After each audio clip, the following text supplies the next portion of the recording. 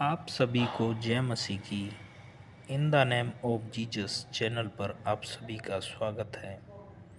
आज हम देखेंगे बाइबल से शिमशोन की कहानी, जो कि मिलता है न्यायों उसका 13 अध्याय से लेकर 16 अध्याय तक। ये उस समय की बात है, इज़राइलियों ने यहोवा की दृष्टि में बुरा किया, इसलिए यहोवा ने उनको फलिस्तीसियों के बस में 40 वर्ष के लिए रखा। दानियों के कुल का सोरावासी मानो नामक एक पुरुष था, जिसकी पत्नी के बांझ होने के कारण कोई पुत्र न था। यहोवा के दूत ने उसको दर्शन दिया और कहा, तू गर्भवती होगी और तुझसे एक बच्चा होगा। इसलिए अब सावधान रहे कि न तो दाख मधु या और किसी भांति मदिरा पिए और न कोई अशुद्ध वस्तु खाए, क्योंकि जो बच्चा होगा वह परमेश्वर का नाजीर होगा और उसके सिर पर कभी छुरा न फिरेगा। और इज़राइलियों को फलिस्तीसियों के हाथ से वही छुड़ाएगा। तब स्त्री ने विश्वास किया और अपने पति मानोक को बता दिया। मानोक ने कहा, जब तेरे वचन पूरे हो जाएं, तो इस बालक का कैसा ढंग और उसका क्या काम होगा। यहोवा के दूत ने मानोक से कहा, जितनी वस्तुओं की चर्चा मैंने इस स्त्री से की थी, उन सब से यह परे रहे। यह कोई वस्तु तो दाखलता से उत्पन्न होती है, न खाए और न दाख मधु या और किसी भांति की मदिरा पिए और न कोई अशुद्ध वस्तु खाए। जो आज्ञा मैंने इसको दी थी, उसी को यह माने। इन बातों के पश्चात मानोक ने कहा यहोवा के दूत से, हम तुझको रोक लें और तेरे लिए एक बकरी का बच्चा तैयार करें। परंतु यहोवा के दूत ने मानोक से कहा, चाहे तू मुझे रोके रखे, परंतु मैं तेरे भोजन में से कुछ न खाऊंगा। यदि तू होम बलि करना चाहे तो यहोवा ही के लिए कर। मानोक ने यहोवा के दूत से कहा, अपना नाम बता, इसलिए कि जब तेरी बातें पूरी हों तब हम तेरा आदर मान कर सकें। यहोवा के दूत ने उससे कहा, मेरा नाम तो अद्भुत है, इसलिए तू उससे क्यों पूछता है। तब मानोक ने अन्नबलि समेत बकरी का एक बच्चा लेकर चट्टान पर यहोवा के लिए चढ़ाया। तब उस दूत ने मानोक और उसकी पत्नी के देखते एक अद्भुत काम किया, अर्थात जब लौ उस वेदी पर से आकाश की ओर उठ रही थी, तब यहोवा का दूत उस वेदी की लौ में होकर मानोक और उसकी पत्नी के देखते देखते चढ़ गया। तब वे भूमि पर मुंह के बल गिरे और मानोक की पत्नी गर्भवती हुई और उसका नाम शिमशोन रखा। बालक बढ़ता गया और यहोवा उसको आशीष देता रहा। और यहोवा का आत्मा सोरा और एश्ताओल के बीच महदेयान में उसको उभारने लगा। मतलब कि परमेश्वर ने जिस मकसद के लिए शिमशोन को चुना था, अपना कार्य लेने का समय आ गया था। आज ऐसे ही जिस प्रकार से हम आप सभी के साथ में होता है, परमेश्वर हमसे जब अपना कार्य लेगा तो हमें तैयार रहना चाहिए। तब शिमशोन बड़ा होता गया और तिम्ना को गया। तिम्ना में उसने एक फलिस्ती स्त्री को देखा और अपने माता पिता से कहा कि मैंने एक स्त्री को देखा है, अतः तुम उससे मेरा विवाह करा दो। उसके माता पिता ने जानते थे कि यह बात यहोवा की ओर से है कि वह फलिस्तीसियों के विरुद्ध दाव ढूंढता है। उस समय तो फलिस्ती इज़राइल पर प्रभुता करते थे। तब शिमशोन अपने माता पिता को संग ले तिम्ना को चलकर तिम्ना की दाख की बारी के पास पहुंचा। वहां उसके सामने एक जवान सिंह गरजने लगा। तब यहोवा का आत्मा उस पर बल से उतरा और यद्यपि उसके हाथ में कुछ न था, तो भी उसने उसको ऐसा फाड़ डाला जैसा कोई बकरी का बच्चा फाड़े। अपना यह काम उसने अपने माता पिता को ने बताया। तब उसने जाकर उस स्त्री से बातचीत की और वह शिमशोन को अच्छी लगी। फिर कुछ दिनों के बाद बीतने पर वे फिर लौट चले अपने माता पिता को साथ लेकर, और देखा कि चलो जो शेर जो उसने हाथ से फाड़ा था उसको देखे कि उसका क्या हाल है। जब उसका वहाँ कंकाल पड़ा था, उस कंकाल में मधुमक्खी लगी थी। उस मधुमक्खी के छत्ते में से वो मधुमक्खी का झुंड भी शहद लाया और अपने खुद ने भी खाया और अपने माता पिता को भी खिलाया। तब उसका पिता उस स्त्री के यहाँ गया और शिमशोन के जवानों की रीति के अनुसार वह भोज दिया। उसको देखकर वे उसके संग रहने के लिए 30 संगियों को ले आए। शिमशोन ने उससे कहा, मैं तुमसे एक पहेली कहता हूँ, यदि तुम इस भोज के 7 दिनों के भीतर उसे बूझकर अर्थ बता दो तो मैं तुमको 30 कुर्ते और 30 जोड़े कपड़े दूंगा, और यदि तुम उसे न बता सको तो तुमको मुझे 30 कुर्ते और 30 जोड़े कपड़े देने पड़ेंगे। उन्होंने उससे कहा, अपनी पहेली कह कि हम उसे सुने। उसने उनसे कहा, खाने वाले में से खाना और बलवंत में से मीठी वस्तु निकली। वो घबरा गई। इस पहेली का अर्थ ढूंढते पूछते पूछते उन्हें 3 दिन हो गए, क्योंकि उस टाइम में ऐसी कंडीशन थी, कोई कपड़े भी बहुत महंगे थे, कपड़ों की भी वैल्यू होती थी, क्योंकि उस समय कोई मशीन नहीं थी कि जिस प्रकार से आज हम जितने मर्जी चाहें कपड़े सिलवा ले, कुछ भी कर ले। उस समय कपड़े की भी बहुत वैल्यू थी। कपड़े भी एक बहुत बड़ा धन में गिना जाता था उस समय।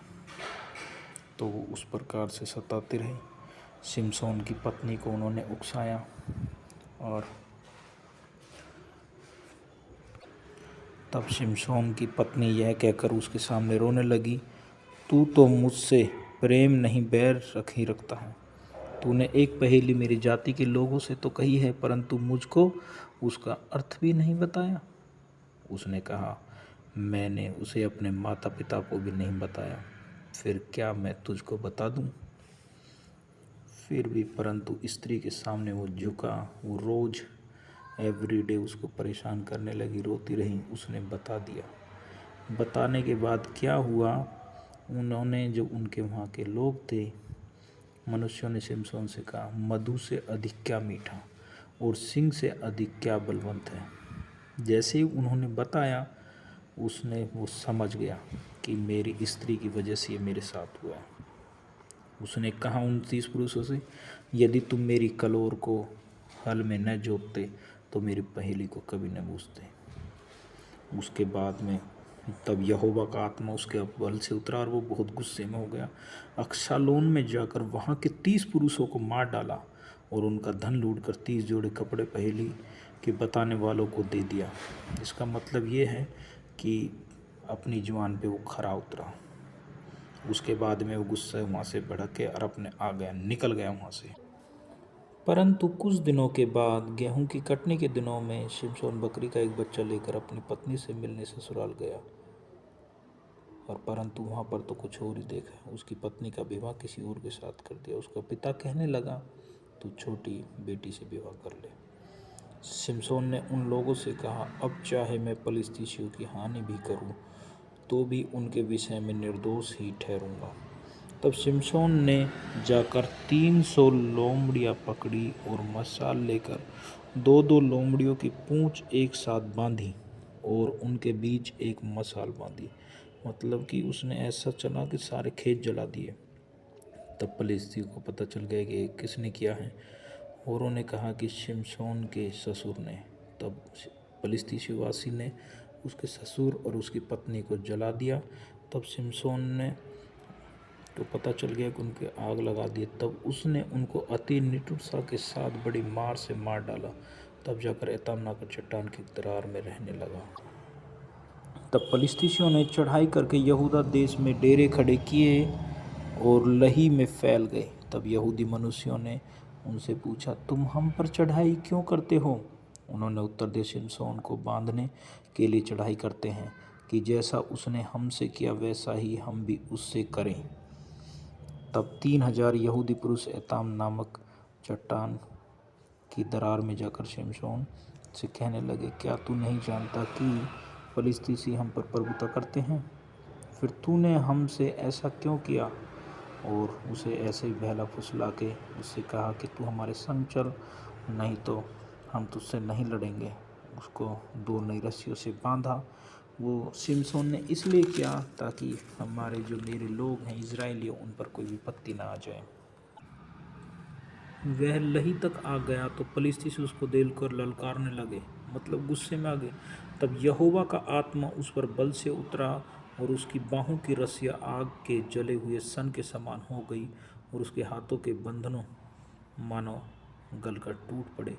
तब उसको गधे के जबड़े की एक नई हड्डी मिली और उसने हाथ बढ़ाकर उसे ले लिया और उससे 1000 पुरुषों को मार डाला। तब शिमशोन ने कहा, गधे के जबड़े की हड्डी से ढेर के ढेर लग गए, गधे के जबड़े की हड्डी ही से मैंने 1000 पुरुषों को मारा। और ऐसा करके वो उसे बहुत सारे मारे और मारने के बाद तब उसको प्यास लगने लगी और तब परमेश्वर ने लही में ओखली सा गड्ढा कर दिया और उसमें से पानी निकल लगा। शिमशोन ने पिया, तब उसमें जी आया और वह फिर ताज़ा दम हो गया। इस कारण उस सोते का नाम अनहलकोर रखा गया। वह आज के दिन तक लही में है। शिमशोन तो पलिश्तियों के दिनों में 20 वर्ष तक इजरायलियों को न्याय करता रहा। इसके बाद शिमशोन गाजा को गया और वहाँ एक वेश्या को देखकर उसके पास गया। और जैसे ही गाजावासियों को इसका समाचार मिला शिमशोन यहाँ है, तब उन्होंने उसको घेर लिया और रात भर नगर के फाटक पर उसकी घात में लगे रहे। यह कहकर रात भर चुपचाप रहे कि भोर होते ही हम उसको घात करेंगे। परंतु शिमशोन आधी रात तक पड़ा रहा और आधी रात को उठकर उसने नगर के फाटक के दोनों पल्लों को दोनों भुजाओं में पकड़कर बेड़ों समेत उखाड़ लिया और अपने कंधों पर रखकर उन्हें उस पहाड़ की चोटी पर ले गया जो हेब्रोन के सामने है। इसके बाद वह सोरेक नामक घाटी में रहने वाली दलीला नामक एक स्त्री से प्रीति करने लगा। तब फिलिस्तीसियों के सरदारों ने उस स्त्री के पास जाके कहा, तू उसको फुसलाकर पूछ कि उसके महाबल का भेद क्या है और कौन सा उपाय करके हम उस पर ऐसे प्रबल हों कि उसे बांध कर दबा रखें। तब हमें तुझे 1100 चांदी के टुकड़े देंगे। दलीला यहाँ पर बिक गई और उनकी परिस्थिति की बात मानी। फिर उसने शिमशोन से पूछा कि क्या बात है कि तेरी भुजा का क्या है, ऐसे ऐसे करके पूछा। पहला उपाय बताया उसने, मैं यदि 7 ऐसी नई नई तांतों से बांधा जाऊं जो सुखाई ना गए हों। तो उन्होंने ऐसे से भी किया, उसमें विफल हो गई। दूसरा, 7 तांतें जो सुखाई ना गई हों, उन्होंने ये भी करा, तब भी वो विफल हो गई। तीसरा उपाय उन्होंने किया, नई रस्सियों से जो किसी काम में ना लगे हों कसकर बांधा जाऊं तो मेरा घर गट जाएगा। ऐसा किया, वहाँ भी विफल हो गए। वो ऐसे ही रोती रही। दलीला उससे पूछने लगी। उसने कहा, यदि तू मेरे सिर की 7 लटे ताने में बुने तो बन सकूँगा। अतः उसने उसे खूंटी से जकड़ा। तब उससे कहा, हे शिमशोन, फलिश्ती तेरी घात में है। तब वह नींद से चौंक उठा और खूंटी को धरन में से उखाड़कर उसे ताने समेत ले गया। जिस प्रकार से उसको दलीला बहुत परेशान करने लगी, उसके बाद में शिमशोन ने अपने मन का सारा भेद खोलकर उससे कहा, मेरे सिर पर छुरा कभी नहीं फिरा, क्योंकि मैं माँ के पेट ही से परमेश्वर का नाज़ीर हूँ। यदि मैं मुंडा जाऊँ तो मेरा बल इतना घट जाएगा कि मैं साधारण मनुष्य के समान हो जाऊँगा। तब उसने उसको अपने घुटनों पर सुला रखा और एक मनुष्य बुलवा कर उसके सिर की तातों 7 लटें मुंडवा डाली और वह उसको दबाने लगी और वह निर्बल हो गया। तब उसने कहा, हे शिमशोन, फलिश्ती तेरी घात में है। तब वह चौंक कर सोचने लगा, मैं पहले के समान बाहर जाकर झटकूंगा। वह तो न जानता था कि यहोवा उसके पास से चला गया है। तब फलिश्तियों ने उसको पकड़कर उसकी आंखें फोड़ डाली और उसे गाजा को ले जाके पीतल की बेड़ियों से जकड़ दिया है और वह बंदी गृह में चक्की पीसने लगा। उसके सिर में बाल मुड़ जाने के बाद फिर से बढ़ने लगे। उसके बाद में हम देखते हैं तब पलिस्तीसियों के सरदारों ने दागोन नामक देवता के लिए बड़ा बलिदान चढ़ाने और आनंद करने को यह कहकर इकट्ठे हुए, हमारे देवता ने हमारे शत्रु शिमशोन को हमारे हाथ में कर दिया है। जब उनका मन मगन हो गया तब उन्होंने कहा, शिमशोन को बुलवा लो कि वह हमारे लिए तमाशा करे। तब शिमशोन ने उस लड़के से जो उसका हाथ पकड़े था कहा, मुझे उन खंभों जिनसे घर संभला हुआ है छूने दे कि मैं उस पर टेक लगाऊं। यहाँ पर शिमशोन कुछ बदला लेने की भावना से था, इसलिए वो चाहता था कि मैं अब भी मरते मरते भी इनको सबको अच्छे से मार गिराऊं।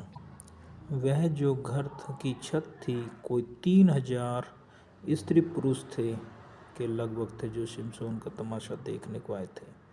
तब शिमशोन ने यह कहकर यहोवा की दुहाई दी, हे प्रभु यहोवा मेरी सुधि ले, हे परमेश्वर अब की बार मुझे बल दे कि मैं पलिस्तीसियों से अपनी दोनों आँखों का एक ही पलटा लूँ। तब शिमशोन ने बीच वाले खंभों पर उनसे घर संभला हुआ था पकड़कर उस पर तो दाहिना हाथ और दूसरे पर बाएं हाथ से बल लगा दिया। और शिमशोन ने कहा, पलिस्तीसियों के संग मेरा प्राण भी जाए, और वह अपना सारा बल लगाकर झुका। तब वह घर सब सरदारों और उसमें के सारे लोगों पर गिर पड़ा। इस प्रकार जिनको उसने मारते मारते समय मार डाला वे उनसे भी अधिक थे जिन्हें उसने अपने जीवन में मार डाला था। तब उसके भाई और उसके पिता के सारे घराने के लोग आए और उसे उठाकर ले गए और सोरा और एस्ताओल के मध्य में पिता मानो की कब्र में मिट्टी दी। उसने इज़राइल का न्याय 20 वर्ष तक किया। ये परमेश्वर का पवित्र वचन है। परमेश्वर का धन्यवाद हो। इससे शिमशोन की कहानी से हमें यह सीख मिलती है कि जो हमारे अंदर परमेश्वर ने दान वरदान दिए हैं वो हम किसी को ना बताएं। कुछ भी ऐसी बातें होती हैं जो पता है कि हमें इन चीज़ों से हमारा नुकसान होगा, तो वो ऐसी बात हम किसी को भेद ना दें अपने। अगर हम भेद देते हैं तो हम अपने लिए ही गड्ढा खोदते हैं। जिस प्रकार से दलीला के प्यार में शिमशोन गिरा और अपना भेद दिया और अपने लिए ही उसने गड्ढा खोदा। सो आप सभी को जय मसीह की। इन वचनों से आप सभी को आशीष मिले। आमीन।